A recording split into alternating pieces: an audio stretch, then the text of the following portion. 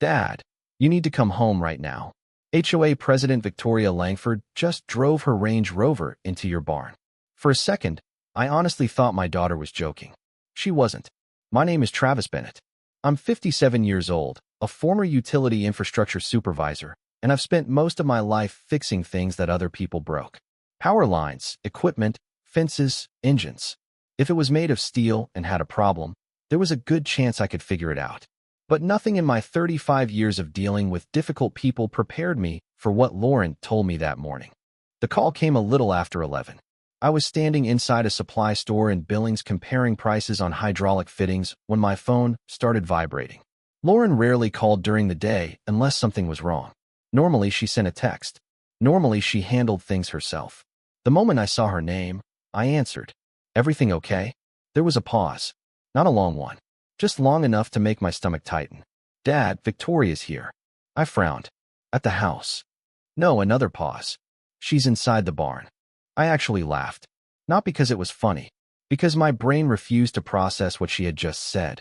Victoria Langford had spent 4 years making my life difficult. For years of complaints. For years of violation notices. For years of pretending she had authority over property that sat completely outside Pine Ridge Estates. But even Victoria wasn't arrogant enough to drive into someone else's barn. At least that's what I thought. Lauren, what exactly do you mean she's inside the barn? Her voice got quieter. I mean, I'm looking at her right now. Then my phone chimed. Security camera notification. Lauren had shared the live feed. I opened it and immediately stopped walking. There she was. Victoria Langford, HOA president. Perfect hair. Designer sunglasses pushed onto her head. Expensive blazer. Standing in the middle of my equipment barn like she owned the place. 20 feet behind her sat a white Range Rover. Not parked outside. Not near the gate. Inside the building. Inside private property. Inside a barn she had absolutely no right to enter. For several seconds, I just stared at the screen. Victoria wandered between workbenches, pointing at equipment while talking to 2 men standing beside her. Neither looked like county officials. Neither looked like law enforcement. They looked like contractors. The kind of people someone brings along when they want witnesses. I set the fittings back on the shelf and headed for the exit. Outside, the Montana sun was bright enough to make me squint. As I climbed into my truck, Lauren spoke again. This time her voice sounded different. Smaller somehow. Dad, yeah. She knocked over Mom's saddle stand.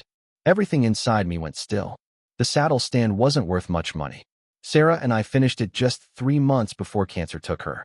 It was the last project we ever completed side by side. Maybe a few pieces of wood and steel. But Sarah and I had built it together during the last summer before cancer took her. We spent weekends working on it in that barn, laughing, arguing over measurements, making memories I thought would last forever. It wasn't furniture. It wasn't equipment. It was one of the last things Sarah ever put her hands on. I looked back at the camera feed. The saddle stand was lying on its side near the wall. One leg had snapped completely off. Victoria glanced at it for a moment, then kept walking as if nothing had happened. Something cold settled into my chest. Not anger. Not yet. Something heavier. The same feeling I'd learned to trust years ago whenever a situation stopped being annoying and started becoming serious. I tightened my grip on the steering wheel and started the engine. Lauren, are you safe? Yeah. Stay inside the house and keep the doors locked. Already did. Good. As I pulled onto the highway, I kept watching the camera feed. Victoria was still filming, still pointing, still acting like she belonged there. What she didn't realize was that every step she took was being recorded by 6 security cameras. And what I didn't realize yet was that the Range Rover sitting in my barn wasn't going to be the biggest problem Victoria Langford faced that week. 3 days later, that SUV would become the first piece of evidence that brought her entire empire crashing down. The strange thing was that none of what I was watching on those security cameras should have surprised me. Not really. Because Victoria Langford had wanted my land for years. Most people assumed she wanted the barn. They were wrong. The barn was just an obstacle. The real prize sat behind it. Nearly 12 acres of open ground stretching toward the eastern ridge, a mixture of pasture, cottonwoods, and an old gravel access road that most people would have ignored without a second glance. To outsiders it looked ordinary. To Victoria, it looked like money. The first time she approached me was almost 4 years earlier. Back then she still pretended to be friendly. She showed up at my gate carrying a pie, and wearing the kind of smile people use when they want something. We sat on the porch and talked about community growth, property values, and exciting opportunities for the area. Then she casually mentioned a development group that was interested in expanding Pine Ridge Estates. A few minutes later, she made her offer. I still remember the number. $280,000. It sounded like a lot until you realized she wasn't buying land. She was buying access. I told her no. Politely. She smiled as though it wasn't a problem. A month later, she returned with another offer. Then another. Then another. Every number got bigger. Every conversation got longer. Every answer stayed exactly the same. No. The truth was simple. That land wasn't just dirt to me. Sarah used to call that ridge our forever view. Some evenings we'd sit there for hours watching the sun disappear behind the hills and talking about the future we thought we'd have. It was where Sarah and I spent countless evenings walking after dinner. It was where we planned our future before cancer stole most of those plans away. It was where we planted trees together. It was where we built fences together. Every acre held memories that couldn't be measured in dollars. Victoria never understood that. Or maybe she understood it perfectly and simply didn't care. The camera feed bounced slightly as my truck hit a rough patch of road. Victoria was now standing beside my workbench pointing at a welding card while one of the contractors took notes. I felt my jaw tighten. For years earlier, after I rejected her fourth offer, she finally stopped pretending. That day she stood at the end of my driveway and looked me directly in the eye. Everyone sells eventually, Travis. I remember wiping grease off my hands and looking right back at her. Not this land. For a second her smile disappeared. Just a second. Long enough for me to see who she really was underneath all the community speeches and neighborhood newsletters. Then the smile returned, but it felt colder. Calculated. Like she had just decided persuasion had failed and pressure would work better. Looking back now, that was the real beginning. Not the violation notices. Not the complaints. Not the inspections. The real beginning was the moment Victoria realized she couldn't buy what she wanted. Because once she understood money wouldn't work, she started looking for other ways. And Victoria Langford was the kind of person who treated the word no like a challenge. I glanced at the dashboard clock. 12 minutes from home. Victoria was still inside my barn, still filming, still acting like she belonged there. What she didn't know was that she had just crossed a line she could never uncross. And before that day was over, the war she had spent 4 years building was about to become a fight she could no longer control. The first violation notice arrived about 2 weeks after that conversation. I remember because it showed up in my mailbox on a Friday afternoon. The envelope carried the Pine Ridge Estates logo across the top along with enough legal-sounding language to intimidate most people. Inside was a single sheet of paper informing me that my barn was creating what they called visual blight for nearby residents. I actually laughed out loud. My property sat outside the HOA boundary. Their rules had no authority over my land. The fine was $100. I folded the paper, walked into my office, and dropped it into a manila folder. At the time, it was the only document inside. I had no idea that folder would eventually become so thick it barely closed. The second notice arrived 3 weeks later. This one complained about equipment stored behind my barn. The third claimed my welding work created excessive noise. The fourth alleged unauthorized commercial activity. Every accusation was more ridiculous than the last. Every letter ended up in the same folder. By the end of the first year, I had 12 notices. Not one came from the county. Not one had any legal authority. Not one was enforceable. Victoria didn't care. The notices were never about money. They were about pressure. The camera feed showed her walking deeper into my barn while one of the contractors pointed toward my storage shelves. She photographed everything. I tightened my grip on the steering wheel. She had spent 4 years trying to get inside that building. Now she was finally there. The second year got worse. Victoria stopped targeting the property and started targeting my business. The first sign came from a longtime customer named Rick Dawson. Rick owned a cattle operation about 20 miles north of my ranch. I had repaired gates and fabricated equipment for him for nearly a decade. One afternoon, he called sounding uncomfortable. "Travis, I figured you should know something." I was standing beside a workbench when he said it. A woman from the HOA stopped by. My stomach sank immediately. "What did she tell you?" "She said your property was under investigation." I closed my eyes. There was no investigation. There never had been. But Victoria knew most people would never verify that. She understood that fear traveled faster than facts. Over the next 6 months, 3 more customers reported similar conversations. Most ignored her. One didn't. A trailer project worth nearly $9,000 disappeared overnight. Another customer quietly canceled an order.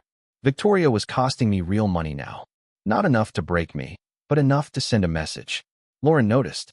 She notices everything.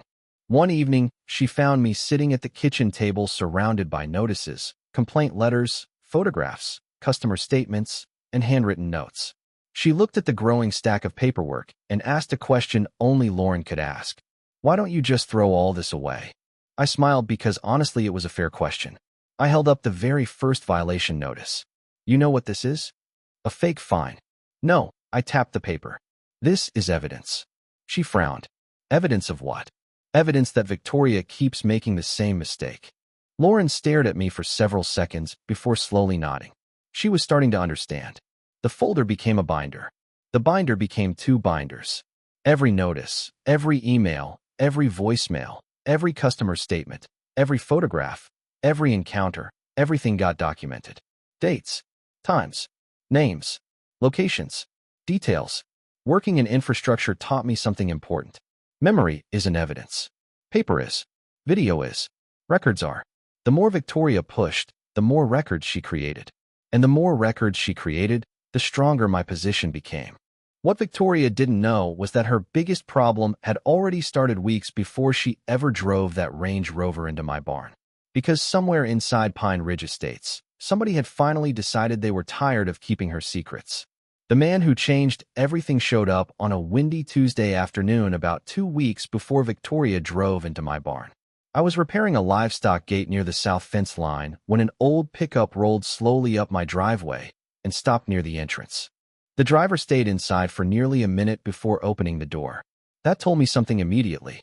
People carrying good news usually don't need 60 seconds to convince themselves to get out of a truck. He finally climbed out and walked toward me. Mid-50s. Work boots. Ball cap. Sunburned neck.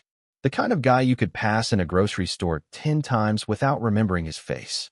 He stopped a few feet away and glanced over his shoulder toward the road. You Travis Bennett? Depends who's asking. He gave a nervous laugh. My name's Daniel Pierce. I waited. I work maintenance for Pine Ridge Estates. Now he had my attention. For a few seconds neither of us spoke. Then he reached into his jacket pocket and pulled out a USB drive. I think you should see this. 20 minutes later we were sitting inside my office. Daniel looked like a man carrying a secret he'd been holding for too long. Finally, I asked the obvious question. What exactly is on that drive? He lowered his voice. The reason Victoria wants your property. I stared at him. That's a pretty big statement. I know. How did you get it? Daniel laughed nervously and shook his head. Honestly, Victoria gave it to me. I raised an eyebrow. He pointed toward Pine Ridge Estates. 2 weeks ago, they had a planning meeting at the community center. Victoria used the conference room computer for a presentation. And she left without logging out. I sat back in my chair. You're serious? Completely.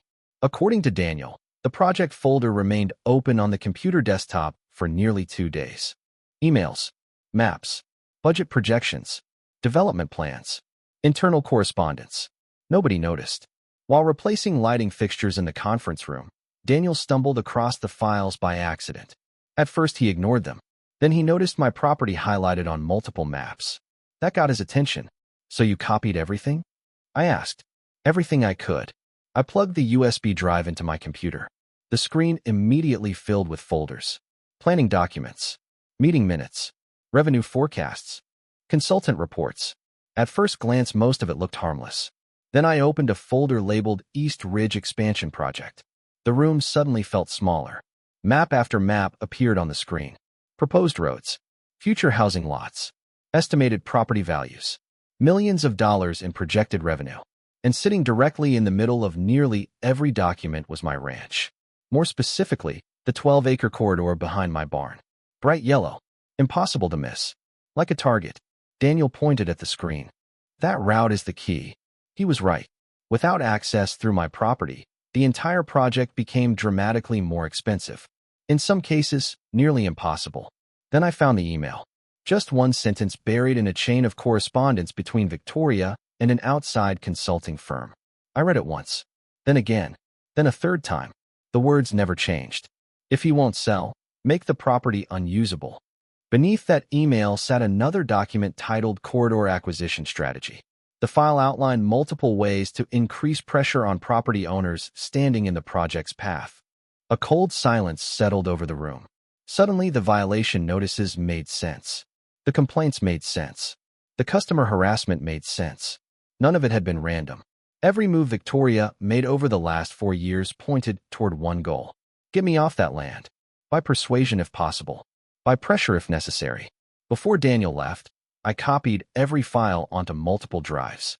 At the gate, he stopped and looked back at me. She's getting desperate, Travis. At the time, I didn't fully understand what he meant. That evening, I called attorney Rebecca Hayes and sent her everything. The next afternoon, she called me back. There was a long silence before she spoke. Then she said 4 words I never forgot. Don't make a move yet. Why? I asked. Another pause. Because Victoria Langford is about to make one for you. By the time I turned onto my driveway, I already knew 2 things. First, Victoria Langford had made the biggest mistake of her 4-year campaign. Second, she still had no idea she had made it. Even from a distance, I could see the white Range Rover sitting inside my barn exactly where it didn't belong. The sight was so absurd it almost looked staged. My equipment barn stood about 100 yards from the house, a steel building that had served as my workshop, storage area, and refuge for most of my adult life.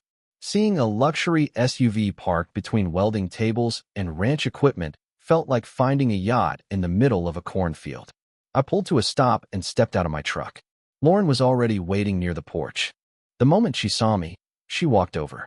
"You okay?" I asked. She nodded. "I'm fine." Then her expression hardened.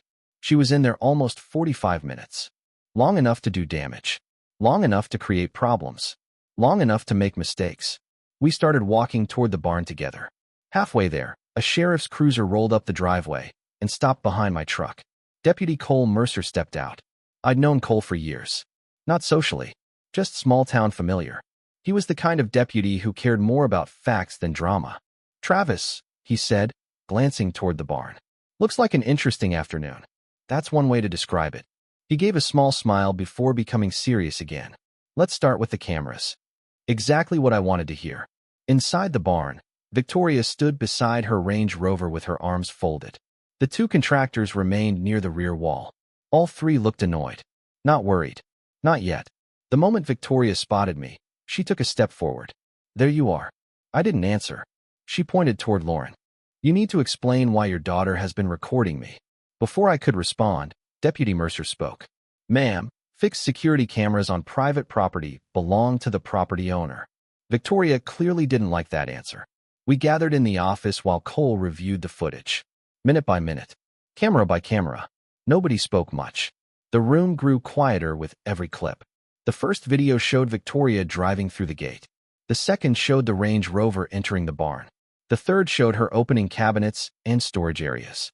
The fourth showed her directing the contractors around the building while taking photographs. Finally, Cole closed the laptop and looked directly at her. "Do you have any legal authority to be here today?" Victoria lifted her chin. "I'm the president of Pine Ridge Estates. I have a responsibility to investigate conditions that may affect surrounding property values." Cole didn't react. "Do you have a county warrant?" "No." "Permission from the property owner?" Silence. "I'll take that as a no." Victoria folded her arms tighter. "This is a community matter." Cole ignored the comment. "Permission from the business owner?" "The barn door was open," she snapped. The room fell silent. Cole stared at her for several seconds before nodding once. "That's what I thought." Then he reopened the footage. This time he pulled up the camera angle facing the saddle stand. Nobody said a word as the video played. Victoria backed into the stand while filming.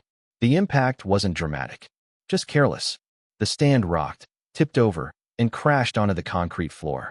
One of the support legs snapped immediately. The footage showed Victoria looking directly at it. She saw exactly what happened. Then she simply turned around and continued filming.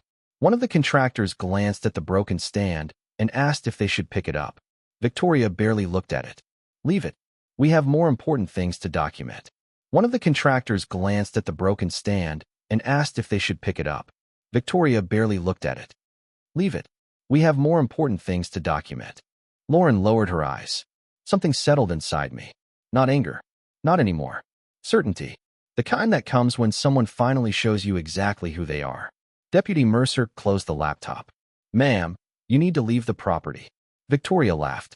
Actually laughed. You're serious? Very. This is ridiculous. Maybe. Cole shrugged. But you're still leaving. Victoria reached into her purse and pulled out her keys. Fine. Then I'll take my vehicle and go. For the first time that afternoon, Cole shook his head. No, ma'am. The Range Rover stays. The expression on Victoria's face changed instantly. And for the first time since she drove through my gate, I saw something I had never seen before. For the first time in 4 years, I saw panic in Victoria Langford's eyes. What she didn't realize was that losing access to her SUV was about to become the smallest problem she faced that week. For nearly 10 minutes, Victoria argued. She threatened lawsuits, mentioned attorneys, referenced HOA authority, and repeatedly insisted that the Range Rover was private property. None of it mattered. Deputy Mercer remained calm the entire time. The facts were simple. The vehicle had been driven onto private property without permission. It was visible in multiple security recordings. It was now part of a documented incident. Authority only works when you actually have it. Eventually, reality caught up with her. The Range Rover wasn't leaving. Not that day. Not on her schedule. Not under her control.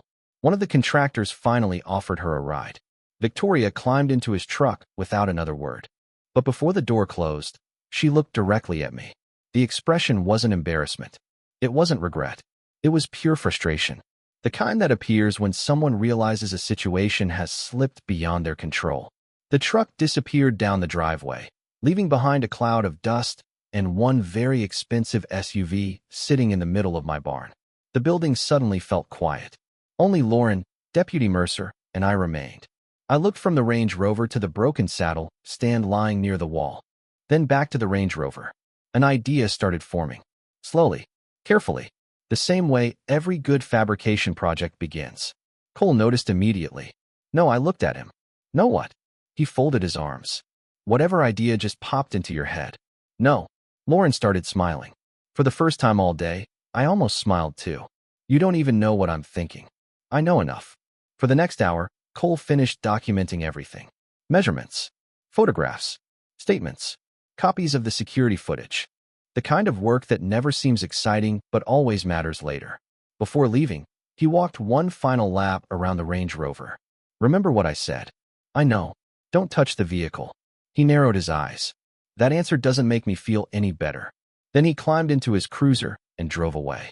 The moment his taillights disappeared down the road, Lauren looked at me. You're definitely thinking something. Maybe.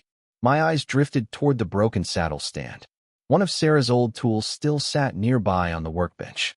I picked it up and turned it over in my hand. Then I looked back at the SUV. Suddenly the solution seemed obvious. Not revenge. Not damage. Something else. Something practical. Something visible. I called Rebecca Hayes. She answered on the second ring. Tell me you're not about to do something stupid. I need a legal opinion. She sighed. That's usually how stupid things begin. I explained the situation. Then I explained my idea. There was silence for several seconds. Finally she spoke. Technically, if nothing touches the vehicle and everything is removable, you might have an argument. That's what I thought. And if the purpose is preserving evidence rather than damaging property, it becomes a much stronger argument. Exactly. Another pause. I'm not officially endorsing this. Understood. But I admit I'd be interested in seeing the final result. The next morning I got to work. I'd spent decades building gates, equipment frames, and ranch infrastructure. Fabricating a removable enclosure around a vehicle wasn't difficult. By noon, four heavy steel panels stood around the Range Rover. By mid-afternoon, a bolted steel frame connected them together. Nothing touched the paint. Nothing touched the body. Every piece could be removed later. Every measurement was documented. Every step was photographed. Lauren recorded the entire process. Not for social media. For records. When the last panel went into place, the Range Rover looked less like a luxury SUV and more like an exhibit inside a steel museum. The final touch was a laminated sign mounted to the front frame. I printed it myself after Rebecca approved the wording. It read, Evidence Preservation Area. Property subject to active documentation. Do not tamper. I stepped back and looked at the finished structure. Lauren stared for several seconds before shaking her head. Dad, yeah. This might be the most ridiculous thing I've ever seen. The funny part was that she was absolutely right. The reaction came faster than any of us expected. Apparently, one person drove past the ranch and spotted the steel enclosure. Then another. Then another. By that evening, half the county seemed to know that Pine Ridge HOA President Victoria Langford's Range Rover was sitting inside a steel cage in my barn. My phone buzzed nonstop. Most messages followed the same pattern. Is that really Victoria's SUV? The answer was yes. The next morning, things became even more interesting. Victoria arrived with an attorney. The moment she stepped out of the car, I could tell she was furious. Not annoyed. Furious. She marched straight toward the barn while the attorney hurried behind her carrying a leather briefcase.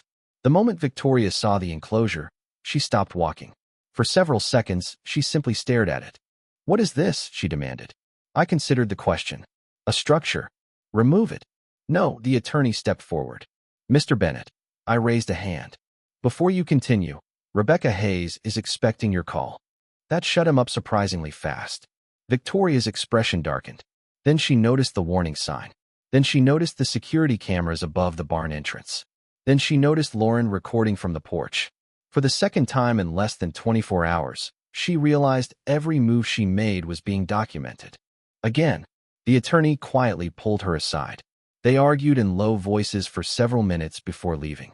Victoria looked back twice before getting into the car. Both times she stared at the Range Rover, like someone looking at something that no longer belonged entirely to them. Around noon, she returned with a new plan. This time it arrived in the form of a large tow truck. The driver climbed out, looked at the SUV, looked at the steel enclosure, then walked over to the sign and read it twice. I watched from the barn doorway while Victoria stood nearby with her arms folded, clearly expecting a quick victory. The driver eventually walked over to me. That vehicle connected to an active documentation issue, he asked. According to the attorney and deputy, yes. He nodded and walked back toward Victoria.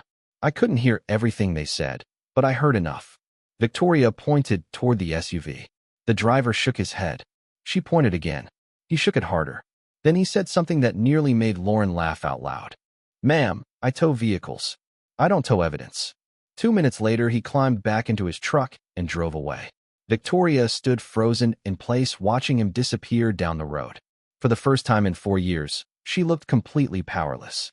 What none of us realized at that moment was that the steel enclosure wasn't actually her biggest problem. Neither was the embarrassment. Her biggest problem was sitting inside the Range Rover itself. The discovery happened the next morning. Not because investigators opened the vehicle. Not because anyone executed a search warrant. And not because anyone was looking for hidden evidence. It happened because Lauren noticed something. I was inside the barn trying to repair the broken leg on Sarah's saddle stand when Lauren stopped sweeping and stared through the passenger side window of the SUV. Dad, I looked up. What? She pointed. Come look at this. I walked over. At first I didn't see anything unusual. Leather seats. Expensive interior. Then I noticed a folder sitting partially open on the rear seat. A rolled map protruded from one side. Across the tab, printed in bold black letters, were 4 words. East Ridge Expansion Project. For several seconds neither of us spoke. Then Lauren looked at me. That's the same project from the USB drive. My stomach tightened immediately. She was right. The exact same project. The exact same name. The exact same development Victoria had spent years hiding behind notices, complaints, and pressure campaigns. I pulled out my phone and called Rebecca. 10 minutes later, I called Deputy Mercer. Both conversations became very serious the moment I mentioned the folder. Less than an hour later, Cole arrived at the ranch. He walked around the enclosure once, then peered through the window. You weren't kidding. Nope. The folder was clearly visible. Through the partially open cover, investigators could also see several acquisition reports and projected corridor revenue estimates. Every page appeared connected to the same development project Daniel had uncovered. The label was clearly visible. And from where we stood, part of the map was visible too. Cole immediately began taking photographs from multiple angles.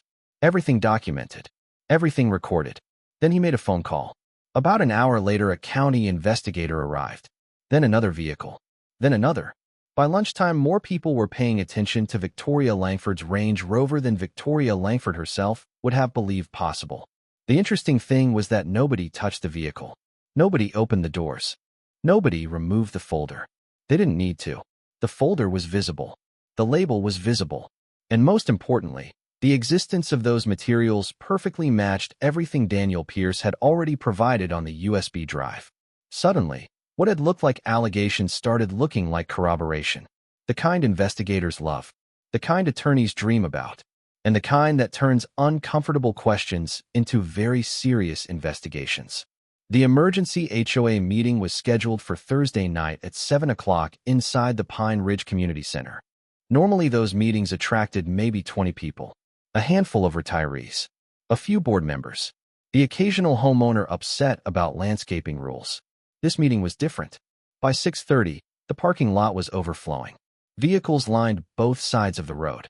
People parked in nearby lots and walked the remaining distance. Everyone wanted answers. For the first time in years, Victoria Langford couldn't control who was asking the questions. I hadn't planned to attend. Honestly, I was tired. Tired of HOA politics. Tired of paperwork. Tired of Victoria. Then Rebecca called that afternoon. "You're coming tonight." It wasn't a question. Do I have to? Yes. Why? Because half the room is going to be talking about you. She had a point. Lauren came with me. The moment we walked into the building, I knew something had changed. The atmosphere felt different. Not angry. Not yet. Suspicious. People stood in groups whispering, comparing stories, sharing rumors. For years, Victoria had walked into these meetings like a queen entering her court. Tonight felt different. Tonight felt like an audit. Victoria arrived exactly at 7. Perfect hair. Perfect suit. Perfect smile. She walked straight to the front carrying a stack of papers and projecting complete confidence. The problem was that nobody seemed particularly impressed anymore. Not even the board members. Several homeowners carried folders. Actual folders. That was never a good sign. People only bring paperwork when they're preparing for a fight. Victoria called the meeting to order and immediately launched into a prepared statement. I know many of you have heard rumors over the last few days. A few people laughed. Actual laughter. Victoria visibly disliked that. She continued anyway. Unfortunately, misinformation has been spread by individuals attempting to damage this community. There it was. The same strategy she had used for years. Deny. Deflect. Blame someone else. Usually it worked. Not tonight. A hand immediately went up. Victoria ignored it. Then another. Then another. Finally, a man stood near the front row. Richard Collins. One of Victoria's strongest supporters for years. The room instantly quieted. Victoria noticed too. Richard. He looked exhausted. Is the East Ridge expansion project real? The room went silent. Victoria's smile twitched slightly. Certain planning discussions have been misunderstood. Richard didn't sit down. That's not what I asked. The silence grew heavier. He repeated the question. Is the project real? For the first time all evening, Victoria didn't have an immediate answer. That told everyone what they needed to know. Then another voice came from the back of the room. Daniel Pierce stepped forward. Every head turned. Victoria looked like she had seen a ghost. Daniel spoke calmly.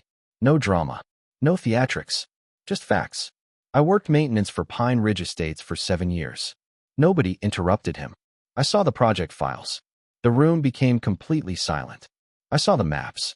I saw the access routes. And I saw how often Travis Bennett's property appeared in those plans. Conversations immediately broke out across the room. Questions started flying from every direction. One homeowner stood up near the center of the room. So all those violations were about getting access to Travis's land. Another voice answered from the back. That's exactly what it looks like. Within seconds, dozens of conversations erupted across the room. What project? What routes? What development? What maps? Victoria tried to regain control. She hit the gavel once, twice, 3 times. Nobody cared. The meeting was slipping away from her. Then Rebecca stood and walked toward the front carrying a large folder. She placed several enlarged documents on display boards. The first was a project map. The second showed the proposed access corridor running directly through my land. The third displayed projected revenue figures tied to the expansion. The reaction was immediate. Homeowners stood from their seats and moved closer. People pointed at the maps. Others compared them with copies of notices and meeting records they had brought. Story after story started pouring out. Selective enforcement. Questionable fines. Unexplained decisions. Years of frustration suddenly found a voice. Victoria attempted to respond several times, but nobody was listening anymore. For the first time since I had known her, she wasn't controlling the conversation. She wasn't controlling anything. Then the doors opened. Deputy Cole Mercer walked into the room. 2 county investigators followed behind him. The reaction was instant. The room fell silent. Nobody needed an explanation. The look on Victoria's face said everything. She knew. The investigators approached the front table. Cole spoke calmly, exactly the way he always did. Victoria Langford. For a moment, she didn't move. Then he repeated her name. Slowly, she stood. The room remained silent. The kind of silence that appears when people realize they're witnessing the end of something. Victoria looked around the room. At the board members. At the homeowners. At Daniel. At Rebecca. Then finally at me. For years, she had been the most powerful person in that building. Now she looked completely alone. Cole calmly informed her that investigators needed her cooperation regarding an ongoing inquiry. Victoria tried to speak, tried to argue, tried to regain control one final time. But the confidence was gone. The room had already made its decision. As she walked toward the exit, nobody defended her. The silence felt louder than any argument Victoria had ever won. Years of authority disappeared in a matter of minutes. Nobody stood beside her. Nobody followed. And in that moment, I realized something important. The investigation wasn't what destroyed Victoria Langford. The real damage happened a few minutes earlier. The moment the people who trusted her stopped believing her. Once that happened, everything else was just paperwork. The legal process took months. Real life usually does. Investigators reviewed documents, financial records, emails, contracts, and years of HOA activity. By the time everything was finished, the picture had become remarkably clear. The East Ridge expansion project had been real. The pressure campaign had been real. The conflicts of interest had been real. And Victoria Langford's efforts to acquire access through my property had become impossible to ignore. The legal consequences belonged to attorneys, investigators, and judges. I was happy to leave them there. By that point, I had spent enough years dealing with Victoria. I wanted my life back. More importantly, I wanted my barn back. The Range Rover eventually disappeared. Not dramatically. There was no midnight tow truck and no grand farewell. One day it was there. A few weeks later it wasn't. The steel enclosure came down shortly afterward. I kept one section of it. Not as a trophy, not as revenge, just as a reminder.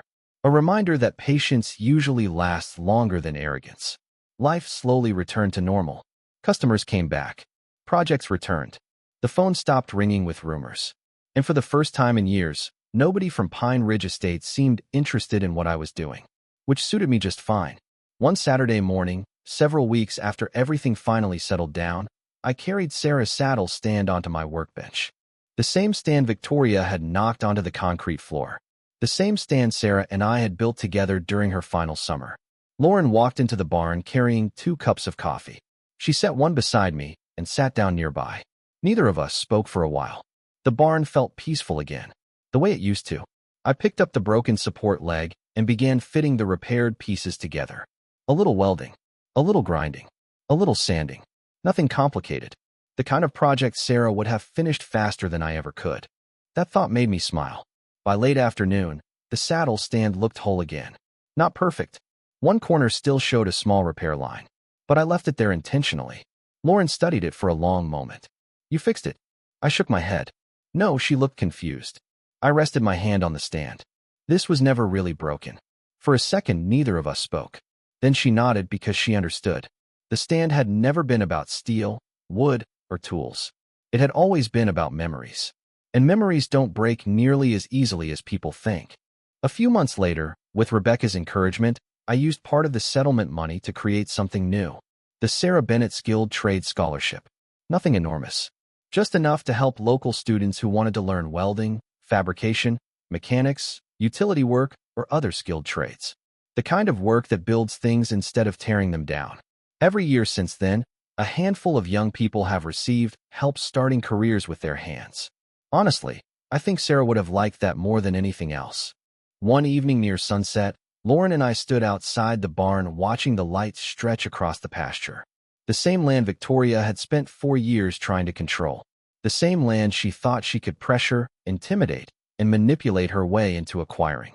Lauren leaned against the fence and looked toward the ridge. Do you ever think about Victoria anymore? I considered the question for a moment before shrugging. Not really. The truth was, I thought about Sarah a lot more. Victoria had spent 4 years trying to take something from me. Sarah had spent 23 years helping me build it. And it was true. Because eventually Victoria stopped being the important part of the story. The Range Rover wasn't the important part. The steel enclosure wasn't the important part. Even the investigation wasn't the important part. The important part was what remained afterward. Family, memories, honest work, the things that actually matter. The barn lights glowed softly behind us. Sarah's saddle stand sat back where it belonged. And for the first time in a very long time, everything felt right again. Victoria Langford thought she drove into my barn to intimidate me. What she actually did was drive the first piece of evidence that destroyed her entire empire straight through my front door. And thanks to 6 security cameras, 1 stubborn daughter, a maintenance worker with a conscience, and a little patience, the truth finally had nowhere left to hide.